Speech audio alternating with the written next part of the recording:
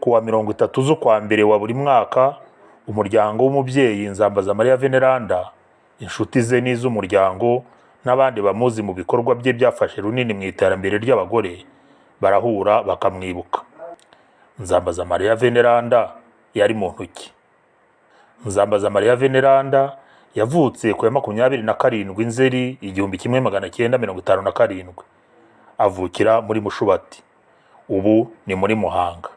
Amashuri abanza niho yayize, ayisumbuye ayiga mu by'Imana no muri Lycée ya Kigali, bigeze ubwo ajya kwiga no muri Cameroon muri PD. Twashyingiranywe ku itariki ya 26 y'ukwa munani muri 1978.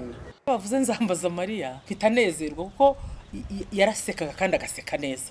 Veneranda yarafite igikundiro, agaseka neza, akavuga neza, akavuga kuri ko kandi aho ari hose urwego arimo rwose agahita yisanisha narwo.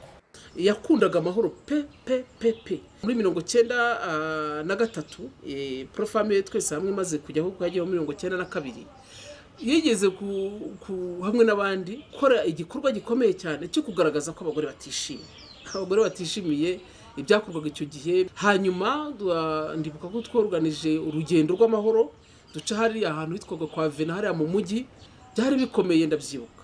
Avuga ati turabyerekana, turagomba kwerekana yuko tutabyishimiye nk'abagore b'u Rwanda. Burya ari n'agahuza miryango, ntabwo byari byoroshye.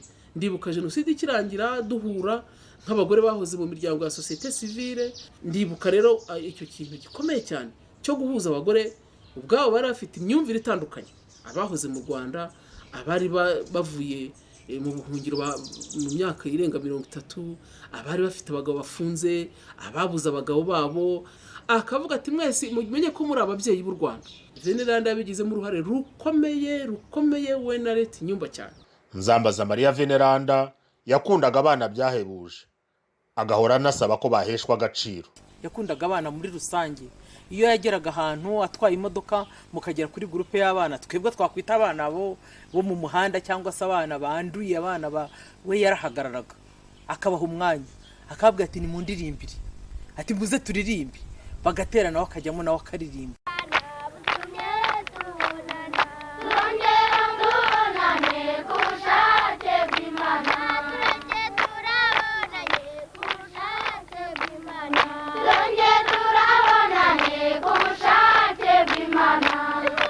Umubyeyi ufite umwana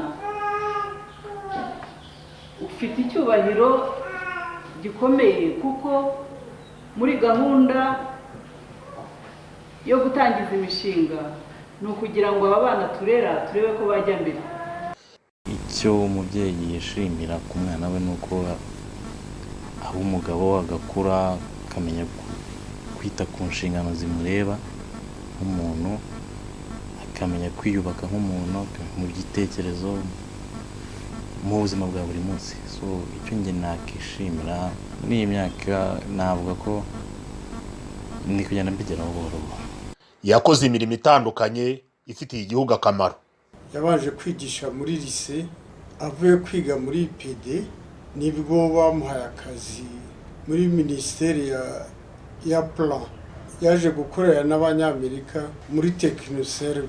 Aje kuhava aba muri SNV ko yitabye Imana ariho yakoreraga.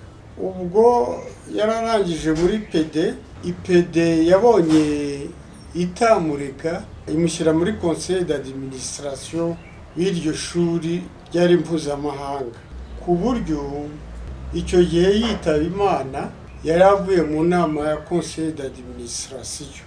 Nzambazamariya yamye arata akanamamaza ubwiza bw'u Rwanda n'ibidukikije ruhatse, akababazwa cyane n'uko igihugu nk'iki cyabayemo jenoside yakorewe abatutsi. Et je me couchais dans le jardin, je regardais la beauté de la nature. Et je regardais les oiseaux qui viennent chanter. Je regardais les fleurs. Et je me disais, comment est-ce possible, avec une telle générosité, qu'on peut commettre le génocide dans ma société. Mais en même temps, je me disais... naryamaga mu busitani nkitegereza ubwiza bw'ibidukikije, nitegerezaga inyoni ziririmba n'indabo, nkibaza nti bishoboka bite ko mu buntu nk'ubu hashoboye gukorwa jenoside mu gihugu cyanyu. Qu'on peut commettre le génocide dans ma société. Mais en même temps, ariko hamwe n'ibyo nkibwira nti imbaraga z'umutima nicyo zivuga, ubuzima burusha agaciro urupfu. Guharanira amahoro biragoye, binagoye kurusha kurwana urugamba rw'intambara. Et même beaucoup plus difficile que la lutte armée. nk'uko yumvaga ko umugore ari mutima w'urugo, ni nako yumvaga akanigisha ko umugore atagomba gutatira igihango umunyarwanda wese aba afitanye n'urwamubyaye. C'est les femmes qui donnent la vie et comme on dit au niveau des seins, elles ont le lait et pas le sang. Donc elles donnent le lait. Ni utanga ubuzima. Kandi nk'uko babivuga mu mabere haba amata ntihaba amaraso. Atanga amata, atanga ubuzima. Mu muco rero izo mbaraga abagore bazizwiho. Baramutse bisuganije bagahaguruka bahindura société. Les femmes accèdent à l'information, elles peuvent transformer la société. ndibuka ko hari nko muri 1996 hari ubwo mama yatangiraga icyo twita ingo z'amahoro. Icyo gihe afata umugambi wo kujya gusura abari barishe iwabo, akajya kubasura muri gereza. Yabiganiriyeho na Veneranda. Veneranda aramubwira ati cyo ni igikorwa gikomeye cyane, ni igikorwa cy'indashyikirwa, ati rwose ndagushyigikiye. Yagiye rero atwubaka twese ku buryo ntekereza yuko nubwo we yari muto, mama ari mukuru, ariko hari ibyo mama yamukuyeho yatangiye gushyira mu bikorwa nawe Veneranda yaramaze kwitaba Imana. Aho Nzambaza Maria Veneranda yabaye hose, yagiye yitegereza imibereho y'abari n'abategarugori bagenzi be, agahora haranira ko haba impinduka, ntibakomeze gufatwa nk'aho baremewe imirimo yo mu gikari no mu gikoni gusa. Yari afite inzozi ko bakwinjira mu nzego zifata ibyemezo, bityo bakanagira uruhare mu gushyiraho amategeko avanaho inzitizi zose zibangamiye imibereho yabo. Veneranda yabaga ashishikajwe n'uko abagore bajya mu nzego zifata ibyemezo, akabyigisha, akabiganiriza n'abantu ye. Mbere ya jenoside yakorewe abatutsi hari imiryango yari yarishyize hamwe kubera impamvu runaka, yenda navuga nka buriya nkahaguruka yagiyeho kugira ngo barebe ukuntu uburenganzira bw'abana n'uburenganzira bw'abagore bwakwitabwaho. Hajyaho dutera imbere kugira ngo umugore nakore kwifaranga, yinjire mu bintu bijyanye no gukungahara. Hajyaho rezo de femme iharanira iterambere ry'abagore bo mu cyaro kugira ngo nawe umugore wo mu cyaro bimugereho, ajye mu nzego zifata ibyemezo, ariko noneho yitabweho, izamvuna afite, bya bitekerezo bye afite nabyo byitabweho. Yari imiryango ugera kuri 13 ndabyibuka, ati dushyireho ikintu kinini cyane. Mu minsi ntago hatinze hajyaho Profame twese hamwe. Nyuma ya jenoside yakorewe abatutsi yakomeje avuga ati ariko abagore ntago bari mu nzego zifata ibyemezo. Yitaba Imana, umubare w'abadepite bari 11 bari mu nzego zifata ibyemezo. Murumva bari bake rero. Reba umubare w'uyu munsi wa none. Ahari igihe mvuga nti icyo ngushimira iyo ntekereje Veneranda, ndagushimira ko indoto ze. Muri icyo gihe yagiye afata iya mbere mu gutegura no kuyobora inama zitanga ibyifuzo nama byagezwaga ku nzego z'ubuyobozi. La décision d'assurer cette pleine participation se trouve dans les mains des grands décideurs qui sont ici dans la salle. Ntibarekwagwa byaranshobeye n'ubungubu kuko hari ibintu yavugaga ukabona uyu munsi urabibonye. Nka buriya ikintu yavugaga ati umugore aravunika cyane cyane, atari umugore mu cyaro aravunika. Ati Mana yanjye, ati umugore ajya gutashya inkwi, ati umugore akajya kuvoma, umugore agakora isuku, umugore agateka. Ati simvuze ngo nave kuri iyo mirimo kuko n'ubundi iyo dusobanura ihame ry'uburinganire n'ubwuzuzanye hagati y'abagabo n'abagore ntabwo tuvuga ngo abantu bareke iyo mirimo, atari ko nta kimworohereza. Ntawe utavuga ko yakabyaga inzozi, kuko ubu ingo nyinshi zifite amashanyarazi, zegerejwe amazi n'ibindi bikorwa by'iterambere. Mu bihe bya mbere ya nyuma ya jenoside yakorewe abatutsi, Veneranda yaje ku isonga ry'abaharaniraga ko abagore bakwinjira mu bikorwa bibyara inyungu mu gihe igihugu cyose cyari kikiri amatongo, aho imitungo yose yari yarayoyotse. Kugera ku ifaranga no kwinjira mu nzego zifata ibyemezo, Veneranda yasangaga ari zimwe mu nzira zo kurandura ihohoterwa rishingiye ku gitsina, kuko bagombaga guharanira ko byinjizwa mu itegeko. Azi gukora ubuvugizi ku buryo itegeko ryaratambutse ngo cyane 9 muri 2000 nyine abayitabye Imana. Ntabwo azi uko byagenze, ariko Veneranda amenye ko rya tegeko ryagize uruhare rukomeye cyane. Umugore mu Rwanda arazungura, ntabwo abunza agasambi, ntabwo ashobora afite uburenganzira ku byo yaba yaraharaniye ku mutungo w'urugo nawe akabigiramo uburenganzira.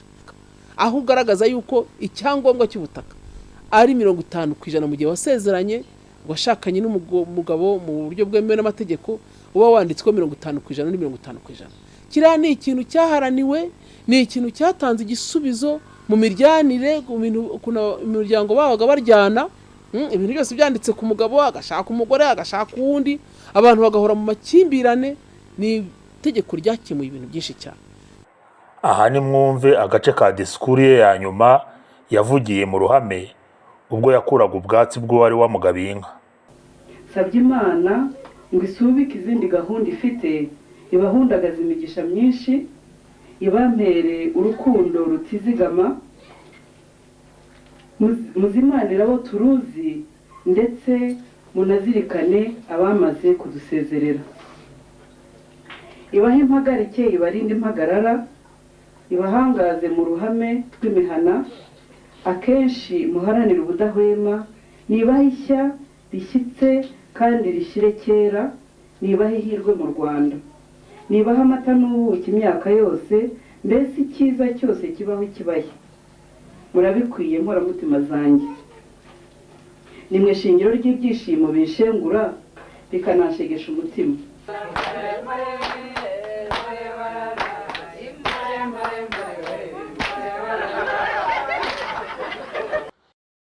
Veneranda, abo mwabanye na n'ubu baracyakuzirikana.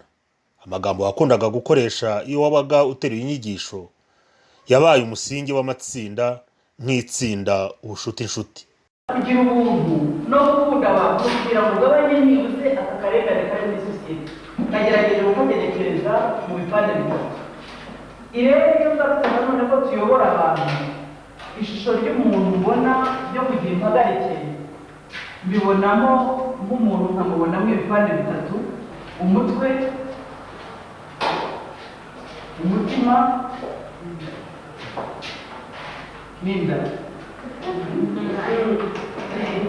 Umutwe bivuga kubaka kapasite z'abantu kugira ngo kognitifu yabo yiyongere.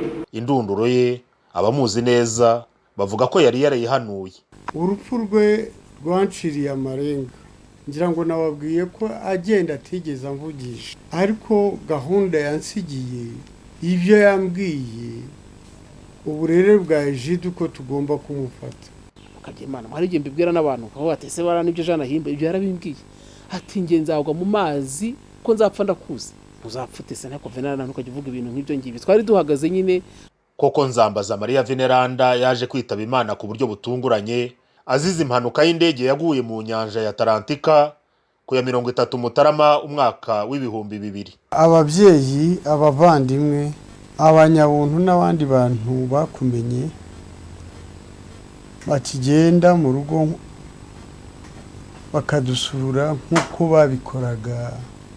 Byakarusho mu kuzirikana ubutwari, ubucuti n'ubuvandimwe byakuranze muri iyi si ya rurema, abo mwabanye bahanze umuryango Nzambaza Maria Veneranda. Nzambaza Maria Veneranda ubundi izina ryawo ni Organisation Nzambaza Maria Veneranda mu buryo bwemewe n'amategeko. Ni umuryango washinzwe mu kwezi kwa Nyakanga mu mwaka w'2000. Uwo muryango ukaba warashinzwe nyuma y'urupfu rwa Nzambaza Maria Veneranda. Yaramajije kwitaba Imana aguye mu mpanuka y'indege yabereye Abidjan muri Cote d'Ivoire ku itariki ya 30 Mutarama mu mwaka w'2000. Shinzwe nyine n'abari inshuti ze kugira ngo ibikorwa bye byiza bitazazima. Ibyo uwo muryango umaze kugeraho ni byinshi. Mu by'ingenzi harimo gukomeza guharanira iterambere ry'umugore. Iterambere ry'umugore twarariharaniye ngo umugore kuko yumve ko ari wa wundi ugomba gutekereza kuri. Byari mu ndoto ya Nzambaza Maria Veneranda, agatekereza kure, akava muri twatu dutoya tugufi, dushinga tugufi, akajya mu bikorwa bigaragara bifatika. aho niho twagiye dufasha tugira amatsinda hirya no hino mu gihugu yo gufasha abagore mu kwiteza imbere. Hari benshi bakoze imishinga ijyanye n'ubukorikori, ijyanye n'ubucuruzi, ijyanye n'ubuhinzi n'ubworozi, ibyo bigenda bibafasha. Ikindi kandi twashakaje umuco w'ubuntu twarawushakaje haba mu bakuru haba mu bato. Ikindi kandi twibanzeho ni uguharanira yuko ihohoterwa ryacika burundu. Twagiye dukora imishinga yo kwigisha abantu gusoma no kwandika.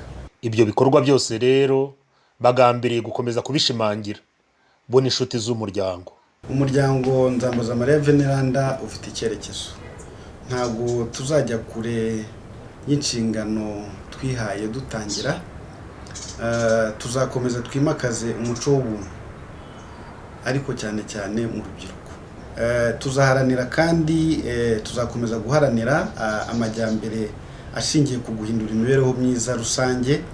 Aho rero niho tuzakomeza kureba ya matsinda yo kwigira ya mishinga bari bafite mu buhinzi, mu bworozi, mu bucuruzi. Dufite indoto y'uko umunsi umwe tuzagira ikigo ku Itetero, ikigo kizafasha abagore, kizafasha urubyiruko mu kwiteza imbere. Veneranda rero abawe barakuzirikana kandi ntiwavomeye mu kiva.